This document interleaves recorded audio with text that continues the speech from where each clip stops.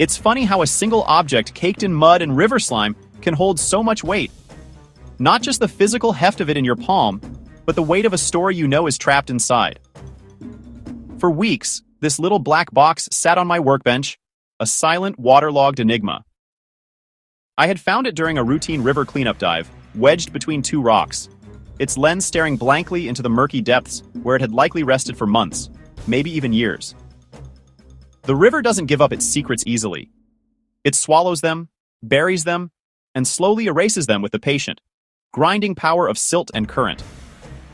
Getting it to this point was a battle of patience. First, the careful extraction from its muddy tomb. Then, the painstaking process of cleaning every crevice, every port, every seam, terrified that a single grain of sand or a lingering drop of moisture could mean the difference between revival and permanent silence. I followed every guide, every forum post, every whispered piece of advice from the digital archaeology community. The bag of rice, the silica gel packs, the gentle application of isopropyl alcohol with a cotton swab. Days of waiting, of watching, of hoping. And then, a flicker of life. A tiny red light, a faint electronic pulse that signaled the battery was, against all odds, accepting a charge. It felt like detecting a heartbeat on a distant planet. After a full day tethered to the wall, the moment of truth had arrived. My workshop was quiet, the only sound the low hum of the dehumidifier and the frantic thumping in my own chest. My finger hovered over the power button, the rubber worn smooth, I imagined, by its owner's touch. What was I expecting to find? A few minutes of a forgotten vacation? A blurry video of a kayaking trip? The mundane, happy memories of a day spent on the water? I turned on the GoPro I found underwater, and I wasn't ready for this. The screen, miraculously intact, blinked to life. A short, tinny chime echoed in the silent room. And then, the file directory. A list of cryptic file names, a digital breadcrumb trail leading from a sunlit afternoon into something else. My mouse clicked on the last file recorded, the one with the highest number, the final chapter. The screen went black, and then it started innocently enough. Sunshine. The sound of laughter, carefree and bright. The camera is moving, a first-person view of someone navigating the riverbank. It's beautiful. The light filters through the trees, dappling the water in shimmering patterns of gold and green. You can feel the warmth of the day, the easy joy of friendship. There are voices, indistinct but cheerful. A hand reaches out, splashing water at the lens. A moment of pure, unadulterated happiness, frozen in time. And then it changes. In a single, terrifying frame, the world turns upside down. A slip. A sudden, violent lurch. The sky and the trees become a nauseating, incomprehensible blur. There's a sharp intake of breath. Not a scream, but a gasp of pure shock. The sound of fabric and rock grinding together, and then nothing. The world becomes a chaotic ballet of bubbles and blue-green light. The camera is falling, tumbling end over end through the water column. The sun, once a warm, friendly presence, is now a distant, distorted star, shrinking with every foot of descent. The cheerful sounds of the surface are replaced by a deep, oppressive silence, punctuated only by the gurgle of the last pockets of air escaping the camera's housing. It lands with a soft thud, kicking up a cloud of silt that momentarily obliterates the view. When it clears, the world is a murky, claustrophobic landscape of brown and gray. The riverbed. The video should have ended there. The impact, the fall, the watery grave. That should have been the end of the story. But the camera kept recording. And in the crushing silence of the river bottom, it picked up a sound. Faint, distorted. A voice, muffled by 100 feet of water, but undeniably human. A name, maybe? A cry for help? It's impossible to tell. It's a ghost in the machine, a sound that doesn't belong. I dug deeper into the SD card. There were other files, fragments, damaged by the water and time. Corrupted data that took specialized software and hours of processing to even begin to piece together. Most were useless, just digital noise. But some offered glimpses. a flash of color that didn't belong in the river's palette, a shape moving in the periphery, too quick to identify. Each recovered frame was a puzzle piece, but a piece from a puzzle I didn't understand.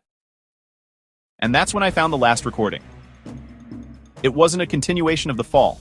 It was a separate file, time-stamped hours later. The camera is still at the bottom of the river, the view unchanged. The light is dimmer, the sun likely lower in the sky. For several minutes, nothing happens. Just the gentle sway of river grass and the slow drift of particulate matter. It's hypnotic, almost peaceful. And then a shadow falls over the lens. It's not a fish. It's large, amorphous, and it moves with a slow, deliberate purpose that is deeply unsettling.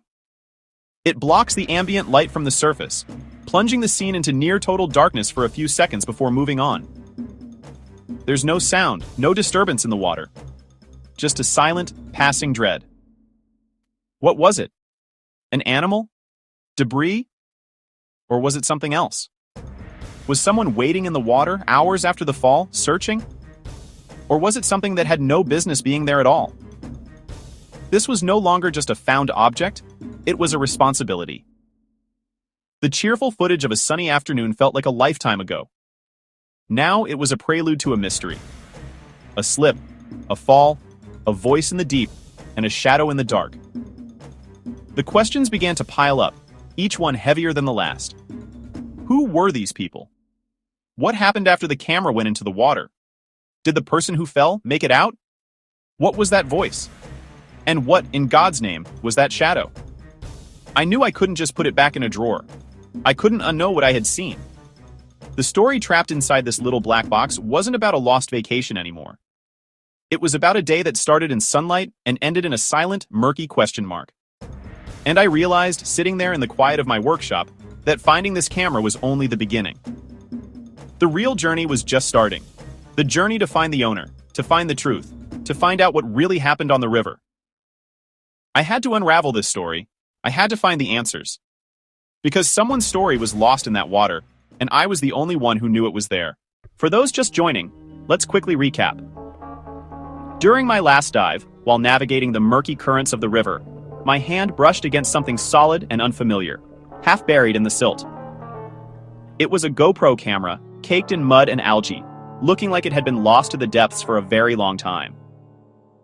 The odds of it still functioning felt impossibly low. But as I brought it to the surface, a single question echoed in my mind. What story was trapped inside? This wasn't just lost tech, it was a potential time capsule, a mystery waiting to be solved. After hours of careful work, this was it, the final step. I'd meticulously cleaned every grain of silt from the housing and gently dried the internal components, fighting back any signs of corrosion. But the doubt was overwhelming. After so long submerged in the river, the odds of it ever working again felt impossibly slim. There was only one way to find out. I took a breath and pressed power. It actually worked. It begins with a flicker, a digital ghost, resurrected from a watery grave. For years, this tiny camera sat in darkness, entombed in silt at the bottom of the river, its memory card a silent witness to a day that started with such promise. We didn't know what we would find when we first powered it on. We couldn't have.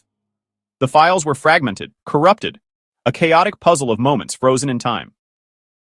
But as our team painstakingly pieced them together, a story began to emerge. It's a story that starts in the brilliant, deceptive light of a perfect summer afternoon. The first recovered clips are pure joy, a kaleidoscope of summer bliss. You can almost feel the warmth of the sun on your skin, the cool rush of the river. The lens, presumably mounted on someone's head or chest, captures a world of vibrant, chaotic energy. Laughter echoes, distorted by the water and the camera's tiny microphone. It's the sound of friendship, of a day stretching out with endless possibility. You see flashes of color, brightly colored inner tubes, a neon green floaty, the deep blue of the sky reflected in the churning water. The camera's perspective is intimate, personal. It's part of the action. We see hands gesturing, pointing at something just out of frame, We see torsos and limbs, a flurry of motion as the group splashes and plays. There are no faces, not yet. Just the anonymous, universal language of people having fun. It's relatable. It's familiar. It's the kind of day many of us have lived, a memory we've all made. And that familiarity is what makes what comes next so unsettling. Because hidden within these idyllic scenes, the first signs of trouble are already there, if you know where to look. The camera dips below the surface. For a moment, the world is transformed. The boisterous sounds of the surface world fade into a muffled, dreamlike hum. Sunlight pierces the water in shimmering, ethereal shafts, illuminating a world of green and gold, filled with dancing particles of sand and river life. It's beautiful, serene, a moment of peace amidst the chaos. But then the camera jerks upwards, breaking the surface with a sudden gasp. The playful splash that blurs the frame feels different this time. Less like a game, and more like a jolt. A stumble. The first tremor before the earthquake. The pace of the footage begins to change. The lazy, sun-drenched rhythm is replaced by something more frantic. The camera movements become erratic. Quick, disorienting whip pans show a blur of kicking feet, of hands gripping the side of a tube. The warm summer colors seem to bleed together, streaked by motion and a sense of growing urgency. The laughter we heard before is gone, replaced by faint, unintelligible shouts. Are they calls of alarm? Or just the heightened excitement of a game? The ambiguity is chilling. The camera is no longer a passive observer. It's a participant in something that is rapidly spiraling out of control. And then, a single, stark image cuts through the chaos. For a fraction of a second, the motion stops. A hand reaches out directly towards the lens. The fingers are splayed, straining. It's not a wave. It's a reach. A plea. Is it reaching for the camera or for the person wearing it? Is it an attempt to help or a desperate gesture for balance? Before we can process it, the image is gone, obliterated by another violent splash. The camera lurches, and the world dissolves into a churning, incomprehensible mess of water and light. The final sequence is a descent into darkness. The camera is underwater now, completely submerged. The view is of the surface from below, a warped, shimmering ceiling that seems to be getting further and further away. The frantic sounds of the struggle are replaced by a deep, terrifying silence, punctuated only by the sound of bubbles rushing past the lens. It's the sound of breathing, of life, escaping. The light fades. The frantic motion slows, becoming a gentle, aimless drift. The camera spins slowly, capturing a final fleeting glimpse of the sun, a distant, indifferent star, before the darkness swallows it whole. The last thing the GoPro records is its own burial. We see the murky riverbed coming into focus. Silt and debris, disturbed by the impact, swirl around the lens like a snowstorm in reverse. They slowly settle, coating the glass, and the last vestiges of light disappear. The screen goes black. The audio file continues for a few more seconds, capturing only the low, mournful groan of the river current, the sound of water moving over its new secret. And then, silence. A silence that lasted for years. This footage is all that remains. A fun day at the river, right before everything went wrong. The camera was lost. But what about the people? What happened to them? That is the question that drove us. That is the mystery we had to solve. Our search for the truth starts now. It's the moment every adventurer dreads. After a perfect day on the water, a single, split-second mistake. A wet hand, a lost grip, and the world tumbles into a chaotic blur. The camera smacks the surface and is instantly swallowed by the river, sinking into the murky depths. And that's where the recording ends. And so, one story ends. A story that began with a flicker of curiosity in the murky depths of a river, a ghost of a device lost to the currents and the silt. It's remarkable, isn't it? How a single object, a small capsule of captured moments, can set in motion such an intricate journey. It became more than just a piece of lost electronics. It transformed into a puzzle, a mystery box holding fragments of someone's life, their laughter, their adventures, their memories. The journey to bring it back to them was one of patience, of painstaking forensic work, and of navigating a digital world of clues and dead ends. We revisited the currents that stole it away, trying to think like the river itself. We pieced together corrupted files, turning digital noise back into recognizable images, like ghosts slowly coming into focus. We reached out into the void of the internet, sending a message in a bottle into a sea of strangers, hoping for a single, honest reply. There were moments of doubt, times when the trail went cold, when the sheer unlikeliness of our task felt overwhelming. Every false lead, every near miss, only deepened the mystery and strengthened our resolve. It was a testament to the idea that some things are worth the effort, that closing a loop for a complete stranger has its own intrinsic reward. This entire process forced us to confront fascinating ethical questions. What is our responsibility when we stumble upon a piece of someone else's life? In an age where privacy is so fragile, how do we act as responsible custodians of found data? We chose a path of respect, of careful consideration, ensuring that the memories we uncovered were protected until they could be returned to their rightful owner. The final quiet moment of the handoff, the simple exchange, was the culmination of it all. No grand fanfare, just a silent acknowledgement of a journey completed, a connection made, and a small piece of a personal history restored. It was a profound reminder that even in a world that can feel vast and disconnected, we are all just a few degrees of separation from one another, linked by shared experiences and the simple human desire to not lose the things we hold dear. But as this chapter closes, the fundamental question that started it all remains. It echoes in the quiet moments after the search is over. The river that gave up this one secret holds countless others. Every lake, every ocean, every waterway on this planet is a potential museum of lost things, a library of forgotten stories. This single GoPro is a reminder that just below the surface, just out of sight, lies a world of untold narratives waiting to be discovered. The success of this recovery wasn't an endpoint. It was a beginning. It was proof of concept. It has ignited a new passion, a new mission, to explore these underwater realms, not just for the thrill of the dive, but for the stories that lie dormant in the dark. What else is down there? What other memories are trapped in time, waiting for a chance to be seen again? A wedding ring slipped from a finger during a summer swim? A vintage camera from a bygone era? A sailor's logbook from a sunken vessel? The possibilities are as deep and vast as the waters themselves.